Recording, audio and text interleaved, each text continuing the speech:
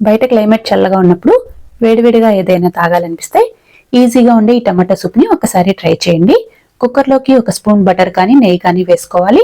1 inch అల్లాన్ని cut చేసి వేసుకోవాలి. అలాగే 4-5 వెల్లుల్లి రెబ్బలు, ఒక చిన్న సైజు ఉల్లిపాయని కట్ చేసి వేసుకొని 1 నిమిషం ఫ్రై చేసుకున్న తర్వాత ఒక బిర్యానీ ఆకు వేసి నెక్స్ట్ 2 టమాటాలని ముక్కలుగా కట్ చేసి వేసుకొని 1 నిమిషం పాటు కలుపుకొని ఇందులోకి కడిగి పెట్టుకున్న కొత్తిమీరను కూడా వేసుకోవాలి.